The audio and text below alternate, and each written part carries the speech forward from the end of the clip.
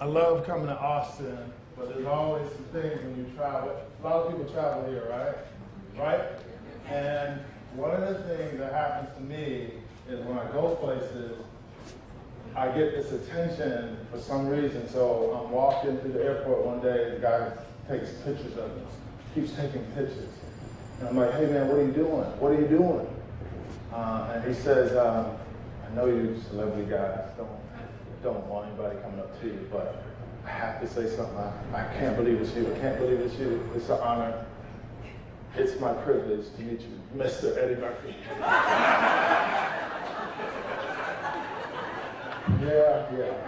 Yeah.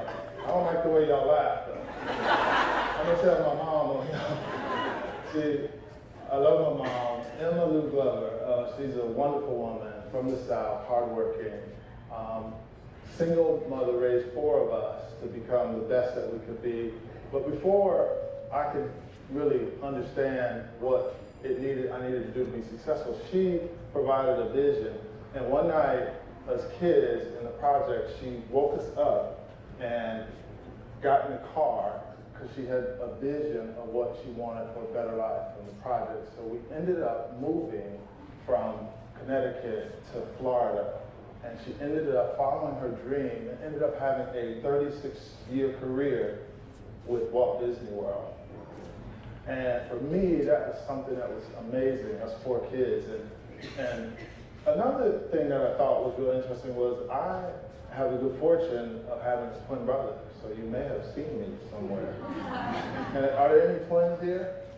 So when you have a twin, your life is really exciting. I know a lot of people, y'all want to ask me, what happens when you have a twin? So one time I'm in the airport, again traveling, and this guy is looking at me, and you know how you love going through TSA, right? Yeah. Everybody loves going through TSA. No offense to anybody who's from TSA.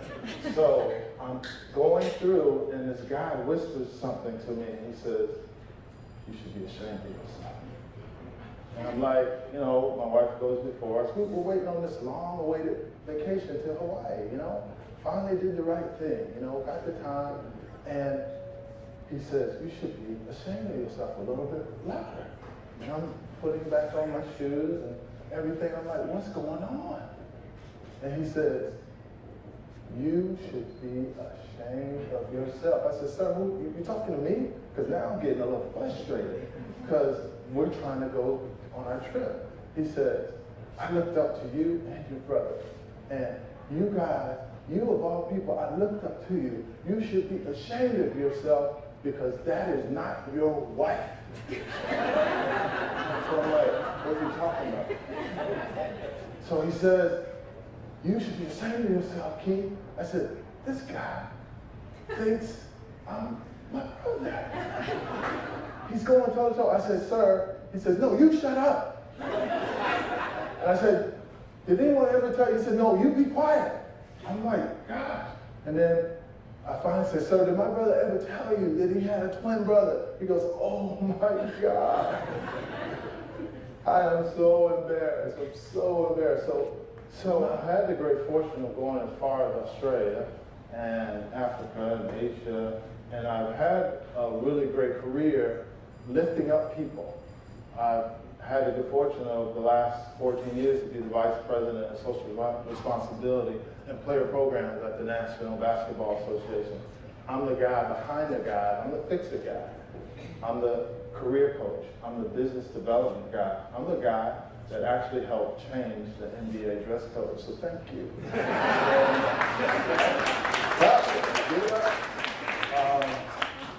It was something that I really wanted to do. My older brother did not make it in football, so when I got with the NBA, it felt like we had all made it to the highest level. I was really encouraged.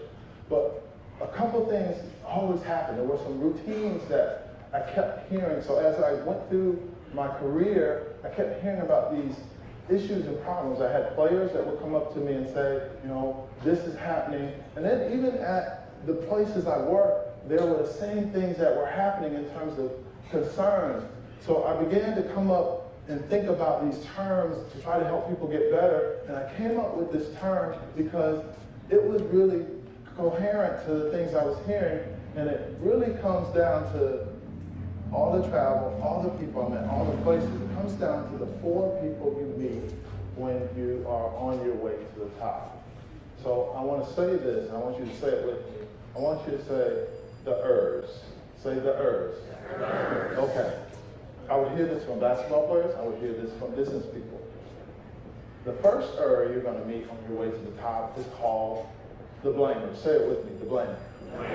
The blamer in basketball goes, man, coach didn't play me tonight. I got a DNP. Man, I can't stand the coach.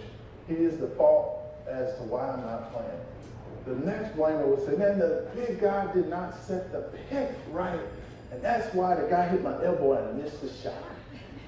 And you know my favorite and your favorite. We lost the game because the referees what? Cheated. That is the blamer in basketball. In business, the blamer is I didn't get my promotion because my boss didn't like me. I didn't get my promotion because the people I work with don't like me. I didn't get my promotion because the business side and the people don't like what I do. Anybody know any blamers? Anybody know any blamers? If you look to your right, if you look to your left, look behind. If you're smiling, you might be the blamer. All right? There are 3 other people. I'll go through them quickly. The clinger. Can you imagine a clinger wants to hold on to the past? And the leaper actually is the smart kid, upstart, thinks he knows it all. Austin's probably full of upstart young people who really know what's going on. And the last person, most serious person, is the doer. The doer is the person that you don't have to tell to get on time. You don't have to tell them working in a team. They do what they do extremely well. So whether it was basketball or business, that was the person I would meet. Now, what I found out was that even if you're an NBA player or a top business professional, people will get stuck in their roles, and they will need a system to kind of help them. So I began to think about there are things that people need to be successful. They need successful people around them, and they need a process. And I began to think, how can I help my players get better? How can I help a young 20-year-old man become a CEO of a basketball enterprise for a global marketing business like the NBA? So I said, I can help them. So what I ended up thinking about was this process called the 9 Medallions. Process where you can install and award yourself with confidence, humility, attitude, passion, mental toughness, ingenuity, neutralizing negativity, and spirituality. It was a very, very fluid process. And the guys I worked with were extremely, extremely excited. So in the spirit of ingenuity and being in the Google Fiber Center, of course, right? This whole place is about ingenuity and about success and uplifting and being successful. So I got to a point in my career where I was really trying to practice all of these. It became very, very important to me. And even though I would coach players, and yes, I worked with LeBron James. I know you're asking. Kobe Bryant. I can go on and on. Yes, I've worked with David Stern Commission, Adam Silver. And I gleaned a whole lot. But even within that, there were some things within myself that I wanted to go next level with. So even when you get to the top level, what you're doing in your own professions, you want to continue to strive for your best. And this is what propelled me to go further and further. And it began to become a model that I could help people get successful with. And a lot of the organizations that we are beginning to work with are subscribing to a values-based causality empowerment model that allows people to be at their very best, starting with values, what you believe in, what sustains you when things are good and when things are not so good. So this is the one model I believe for my players began to work so successfully. It worked so successfully that it began to change me. Began to change what I believed I could do even more so. I had reached the top level. I was one of 4 people in the world to do what I did. And I started to feel the values that this pushed on me.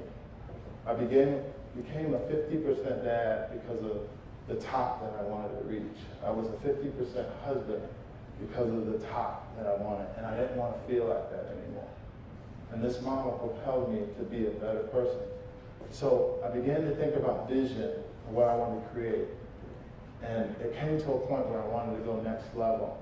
And the next level meant that I actually had to leave the very thing that I built my career upon, which was to be one of the very best at the NBA. So you say to me, you're crazy for leaving the NBA. I say I've reached my goal, and it's time to reset new goals. And for a lot of us, we're at where we're at. But are we becoming our very, very, very best? And you have to ask yourself that when you get to where you think you should be, is there more left? I would argue to say there is plenty left. So the Pro to CEO brand for me and for anyone who uses a model like this one, it can help you become at your very best with consistency. So I'm going to show you something that allowed me to go next level in my career.